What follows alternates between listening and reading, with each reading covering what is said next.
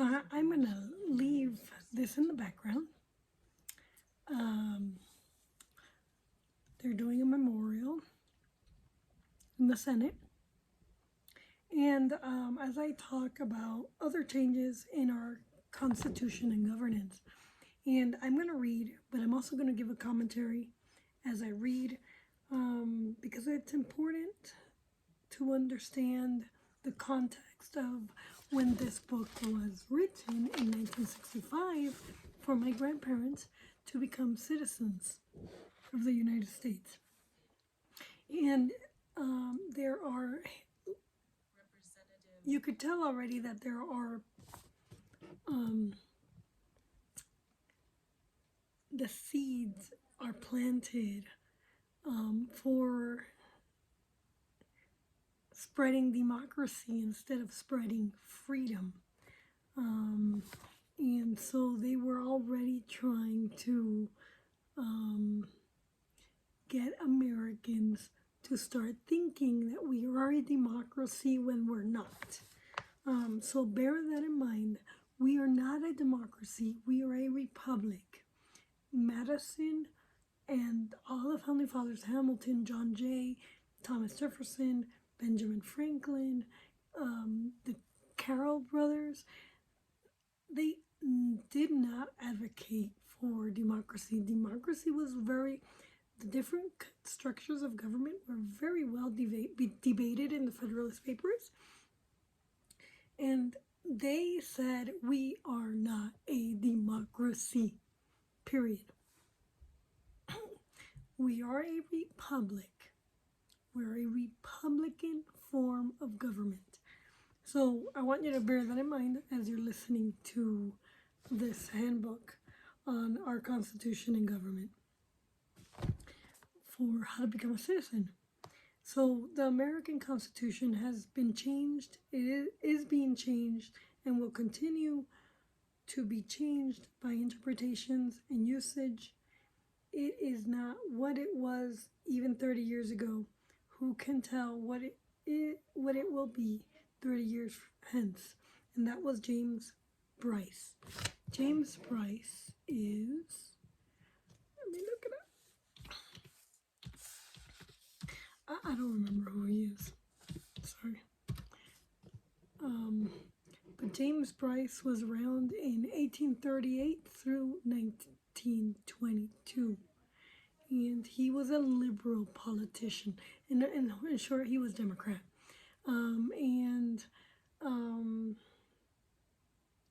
He's a problem in my book.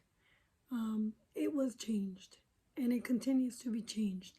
And today, we are changing to a totalitarian regime because of all the bad changes and interpretations that they've been doing to the Constitution. The Constitution was never meant to be more than a regulation on the government and set the stage for individual rights in this country, for person rights, not artificial persons. So the First Amendments were added to the Constitution soon after it had been ratified by the people. 14 other amendments have been added in order to know the full authority of the federal and state governments. We must also study these amendments. So the Constitution has grown by other means. We should know something about these other changes and how they are made. So the way we know about these changes is by looking at the intentions of the people behind those changes. And the intentions of the people in the 20th century are for Darwin, eugenics, and population control. The fathers of the Constitution thought that some of the states might favor their own citizens. The fathers of the Constitution were afraid of foreign governments coming in and subverting America. The framers were afraid that big government, like it is today, might subvert America and infringe and abridge the American people's rights. They were afraid of the federal government absolving all the states into one national government. They wanted the citizens of all states to be treated fairly. That is true. And at the time that it was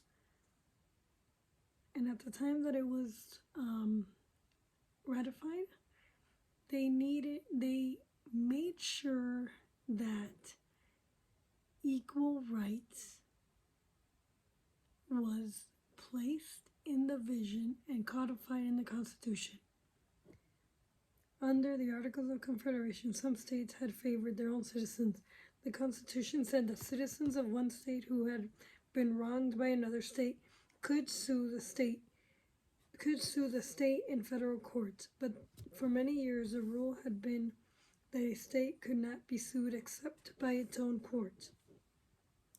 The people did not like the new rules laid down in the Constitution. The 11th Amendment changed the new rule. It says that no state can be sued in the federal courts by citizens of other states or by aliens. By the amendment, a part of the authority of the federal courts was taken away. The Eighth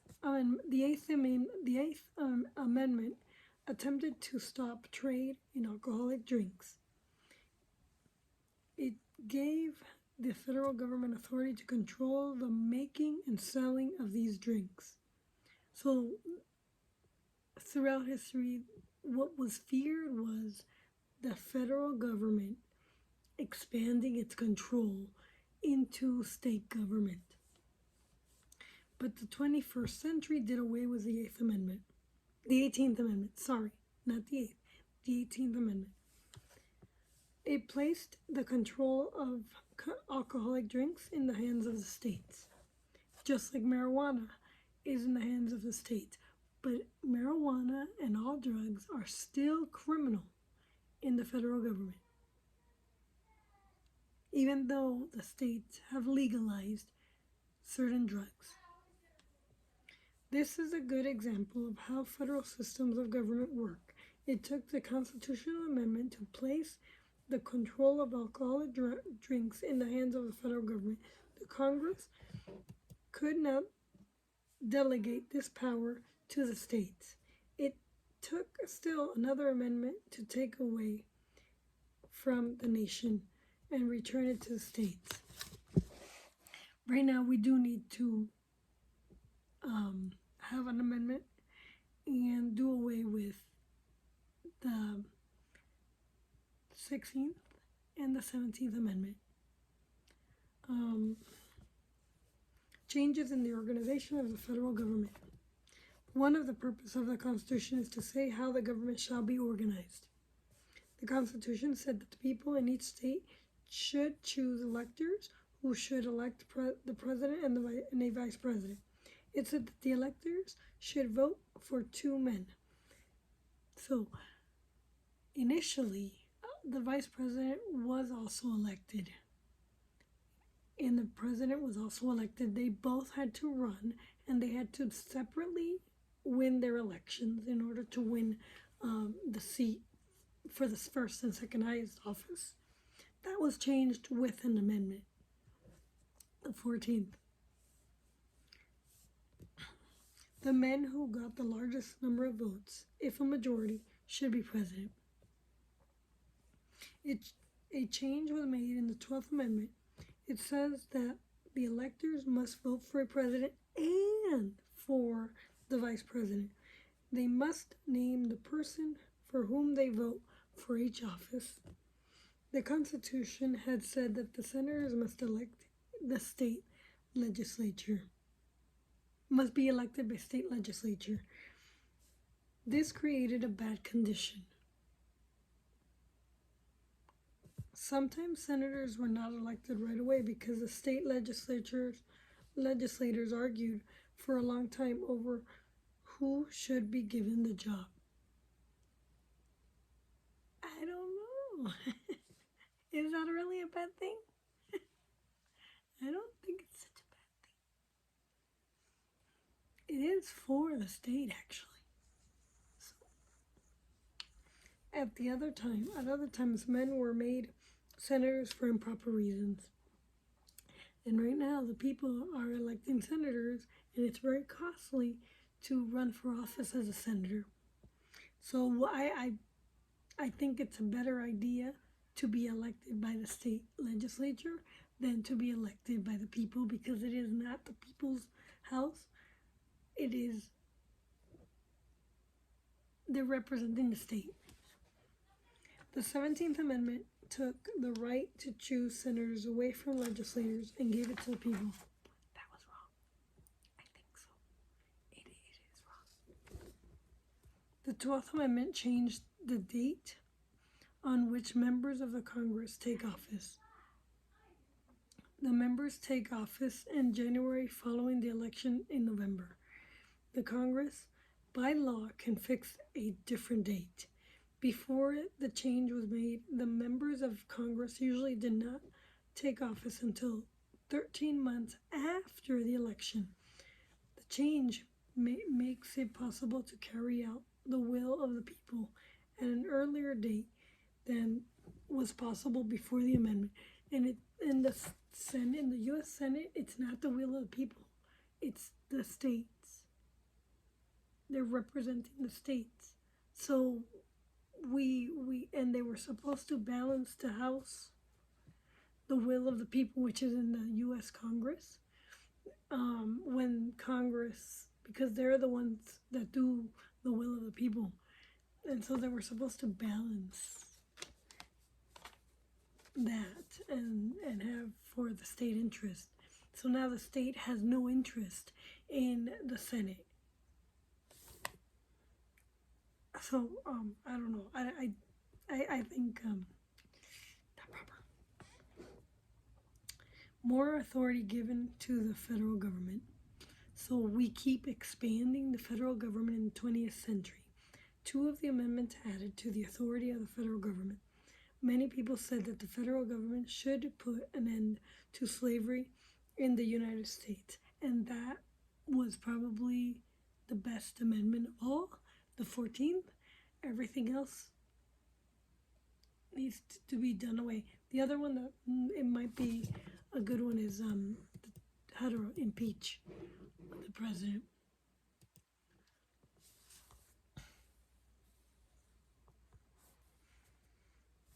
It gives the Congress authority to pass laws to prevent any person from being held as a slave. But now we're all slaves to the federal government. The Congress cannot place a direct tax on the people unless the amount of money to be raised by the tax is divided among the states according to population. So Amendment 16, there was a reason for Amendment 16. And it is to make sure that the federal government doesn't get too big, too bloated, and start taxing us up the yin-yang and start spending up the yin-yang without our authority or our say. The Supreme Court held that the income tax is a direct tax. The 16th Amendment changed a part of the rule. No, it changed the entire rule in Article 1, Section 2, Clause 3. It says that Congress can collect tax on income without dividing the tax among the states according to population. Actually, it changed the entire section of Article 1, Section 2, Clause 3. I have a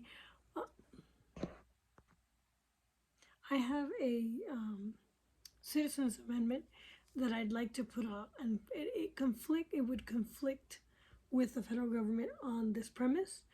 And if passed, Coloradans can be freed from the direct taxation of the federal government.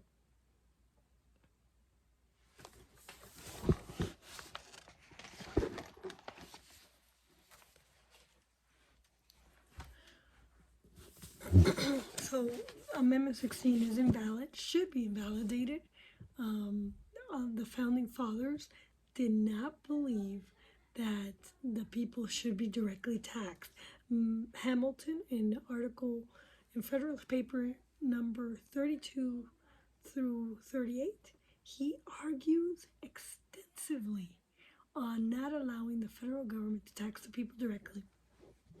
So it was not the intent of the framers to allow the federal government to expand itself into the realm of directly taxing us, the people in America. So limits on the authority of the state. So it further limited the state. And if you read the Federalist Papers, the states have co-equal power with the federal government. And they are allowed to directly tax the people.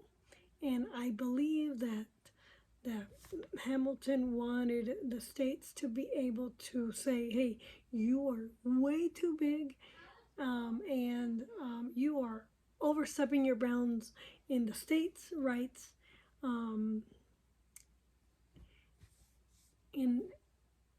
I believe that because those certain amendments were added, that our big bloated federal government is what it is today, and we are being choked to death and stripped of our hard-earned income because of the federal income tax. The states had passed many laws that made it hard for Congress under the Articles of Confederation to govern the nation. So you could tell right there that the states have the full right over their jurisdiction. And the framers were afraid of a federal government overstepping their bounds.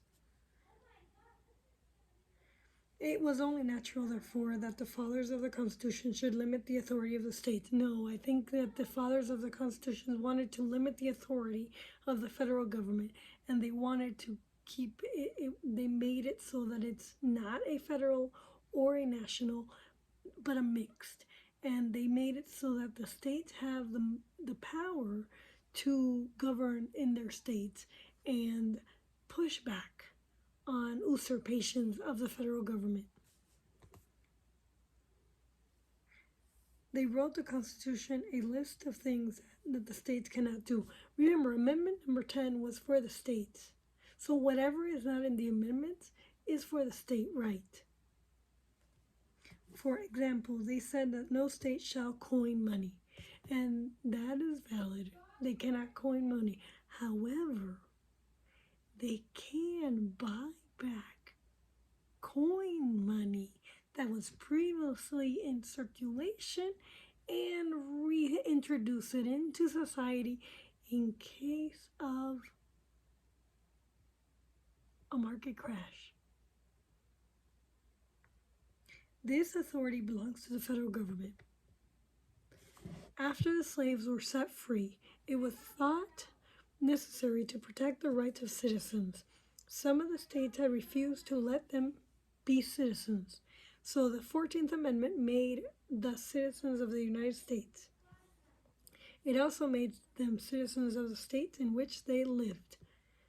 So while you may be born in a state, you aren't fully an American citizen unless your parents are also American citizens. Like Kamala Harris, her parents were non-citizens, and they never naturalized in the United States. So Kamala Harris was not subject to the United States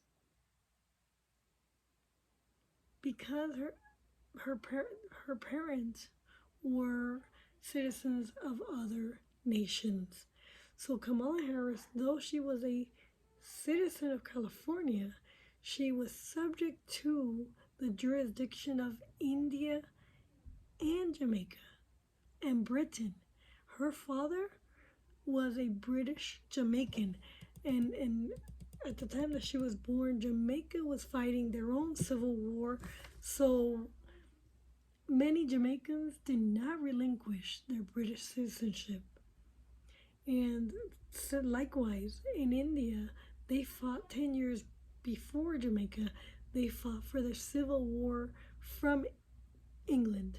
And so Kamala's grandfather was a British citizen and an Indian citizen when the mother was born. I'm not certain if Indians are like Jamaicans in that they keep their British dual citizenship.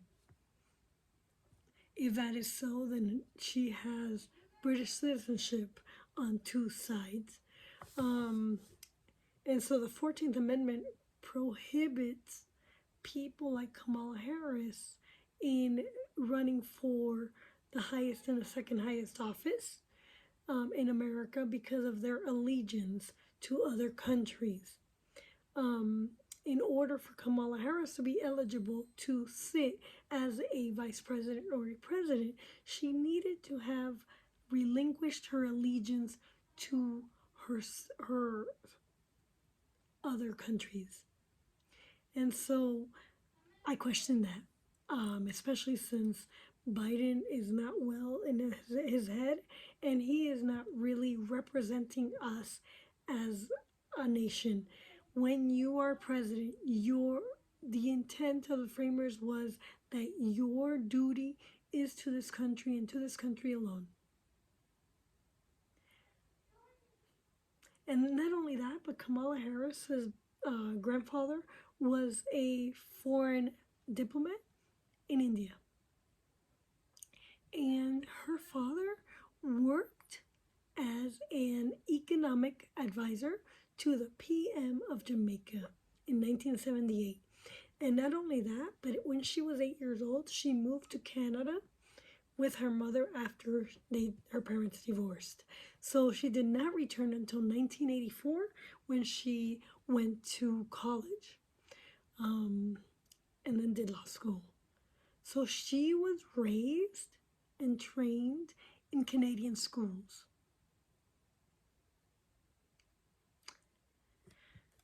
Okay, so it also made them citizens of the state in which they lived. It declares that no state shall take away the life, liberty, or property of any person except according to the law of the state. So while Kamala Harris was born in the United States, in California, a state within the United States, she is not a citizen of the United States. And the United States only had a limited jurisdiction over her. In order for the states to give equal protection of the laws to all persons, it gives the Congress authority to see that these rights are protected. So Kamala Harris did not have the full rights of the Constitution because she was a citizen of Jamaica and India at the time of her birth. And in order for her to be a United States citizen, her parents would have had to naturalize in the United States, and then she would have, because of her parents, been a natural-born citizen. So she is not a natural-born citizen. She would have been a naturalized citizen in order for her to be a citizen of the United States. She would have had to relinquish and said, I pledge allegiance to the Constitution of the United States. The right to vote. So while I believe that she's not eligible, I do believe that she is a citizen right now. I just don't believe that she's eligible to be vice president. And I think that she compromises our country. And that's the reason why when Biden asked her gave her the authority to take control of the borders, she never did. Because her allegiance is not to the United States and to the United States alone. Her allegiance is to India and Jamaica, and she represents India, Jamaica, Canada, Great Britain. In essence, she is a globalist, and she's a Stalinist. And we are not safe as long as we have Kamala Harris as vice president. Period. The fathers of the Constitution left the states free to say Who should be permitted to vote? The people who favored the 13th Amendment feared that some of the states might keep some citizens from voting because of their race or color. In order to make sure that this would not be done, the 14th Amendment was added to the Constitution. It declared that no state shall refuse to permit a citizen to vote because of their race or color. The 19th Amendment, the 15th Amendment, sorry. The 19th Amendment declares that no person shall be barred from voting because of sex. The 24th Amendment says that no citizen shall be prevented from voting for the president or vice president or members of a Congress because he has not paid taxes. The 15th Amendment, 19th Amendment, and 24th Amendment do not give any person the right to vote. They prevent any state from taking away the right to vote because of race, color, sex, or failure to pay taxes. This leaves the states free to limit the right to vote for other reasons. We shall study this right more fully in later chapters. So, there you go. The 23rd Amendment gives citizens, residents of the District of Columbia, the right to vote for the president and vice president. General laws have developed the Constitution. The Constitution has been changed to serve the needs of the people. The Constitution is a regulation on the government.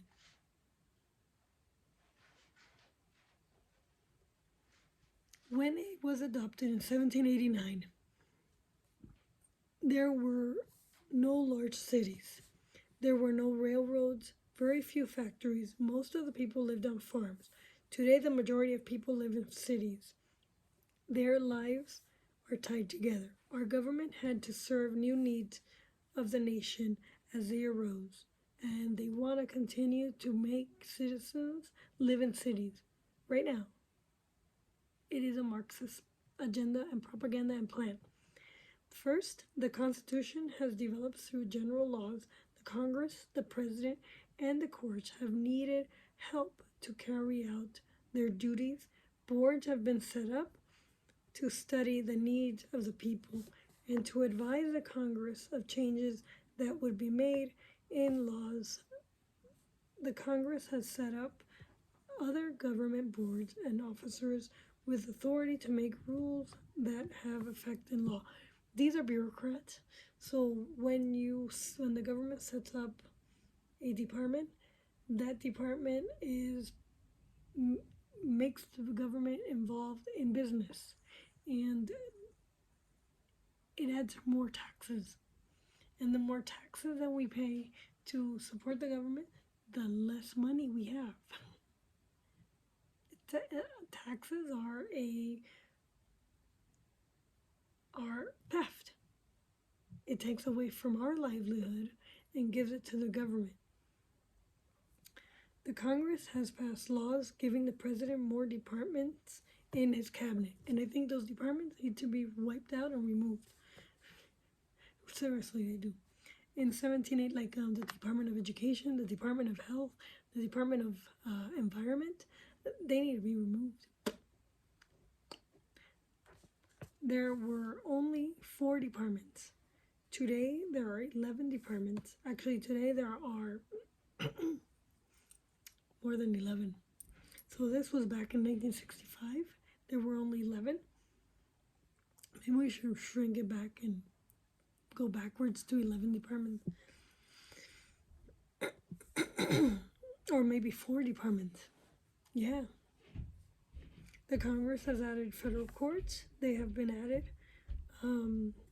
By these and other new laws, the Congress has helped to organize the government under the Constitution. The government has been changed to meet the new needs of the people in the nation. And I will come back and finish this. It's a long, short chapter, so I'm going to stop there. And I'll see you later.